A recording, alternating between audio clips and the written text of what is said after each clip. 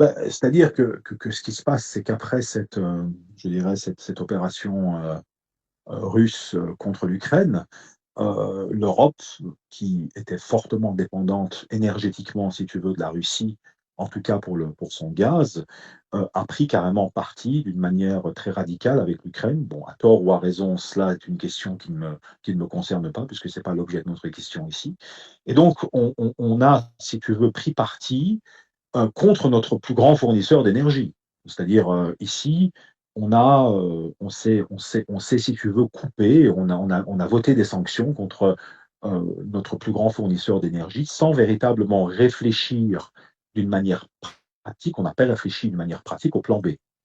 Et donc, en ayant très peu réfléchi au plan B, ce qui est une faute politique grave, on s'est mis dans une situation où on a provoqué une crise énergétique sans précédent qui nous impacte, nous, aujourd'hui, bien plus que d'autres pays ou notre allié américain qui, lui, est beaucoup plus indépendant énergétiquement.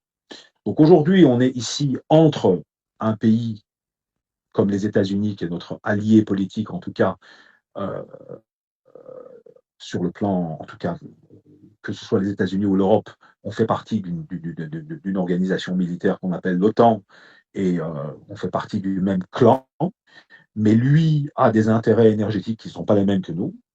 Et nous, on est beaucoup plus dépendants de la Russie sur le plan énergétique. Et donc, quelque part, cette crise énergétique va avoir un impact sur nous en Europe qui va être beaucoup plus grand, puisque contrairement au pétrole, le gaz n'est pas quelque chose qui peut se remplacer rapidement, puisque c'est acheminé par des pipelines, que ces pipelines ne peuvent pas être construits du jour au lendemain, que tu ne peux pas remplacer, si tu veux, le gaz par du gaz liquide parce qu'il faut une infrastructure qui met énormément de temps à construire. Et donc, aujourd'hui, on est dans une crise énergétique qui véritablement entraîne un glissement de la classe moyenne vers la pauvreté et qui ne peut durer.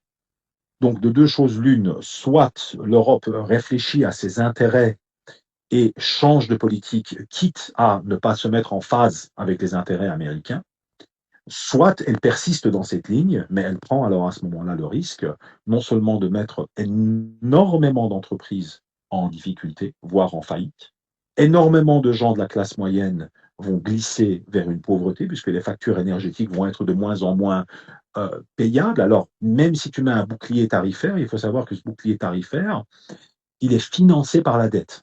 Ça veut dire que virtuellement, tu apaises la situation, mais avec de l'argent que tu ne possèdes pas et que tu ne génères pas. Donc la seule chose que tu fais, c'est que tu creuses en fait une dette qui est déjà abyssale pour la France, puisqu'en fait elle est presque de 150% du PIB, ça veut dire de l'ensemble de l'argent, en tout cas du total de l'argent qui est accumulé par un État sur l'année, ce qui est énorme en fait. On est proche d'une situation à la grecque, puisque eux, ils sont à 200, 210% maintenant, mais on ne peut pas continuer comme cela. Les pays européens ne peuvent pas continuer, en tout cas ceux qui ont une dette qui avoisine les 150% comme la France ou la Belgique, ne peuvent pas continuer à s'endetter aveuglément sans réfléchir aux conséquences. Et donc, voter un bouclier tarifaire pour essayer d'atténuer les problèmes que peuvent avoir la classe moyenne, oui, mais si c'est au prix de creuser encore plus une dette qui va de toute façon être payée par cette même classe moyenne autrement, voire par les enfants de cette classe moyenne, je ne vois pas vraiment, si tu veux, euh, la logique. C'est-à-dire qu'ici, on ne fait que retarder le problème. Donc, prendre une décision qui est plus en phase avec les intérêts de notre continent, selon moi, est la décision la plus judicieuse, quitte à ne pas être d'accord avec les Américains quant à nos intérêts nationaux pour le coup. Voilà.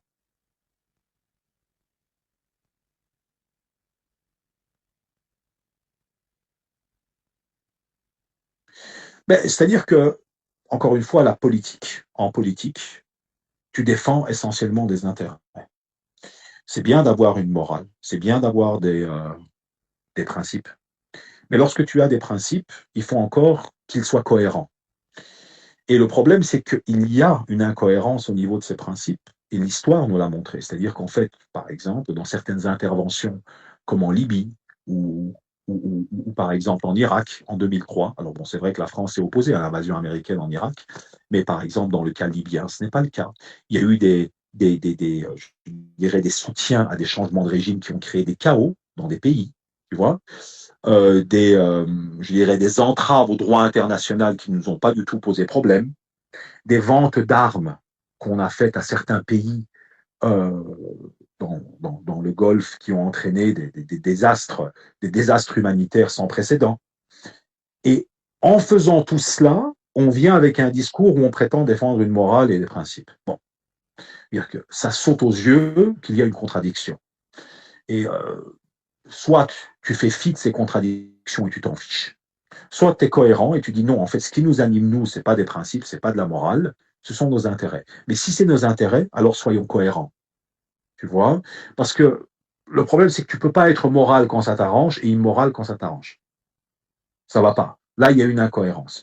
Et c'est cette même incohérence qui va être pointée par nos adversaires, par une partie de la population, et à raison. Et à raison. C'est-à-dire qu'en fait, ils n'ont même pas tort. Et tu ne peux pas, si tu veux, avoir cette espèce de politique, je dirais, de deux poids, deux mesures en fonction du dossier. Et venir défendre l'indéfendable là où ça nous arrange et quelque part avoir des principes ailleurs. C'est pas possible. Donc, soit on fait de la politique et on réfléchit aux intérêts nationaux et à l'intérêt général de la population. On va pas jeter toute notre classe moyenne dans la pauvreté au nom du fait qu'aujourd'hui on a des principes, alors que sur un autre dossier en parallèle au même moment on n'en a pas.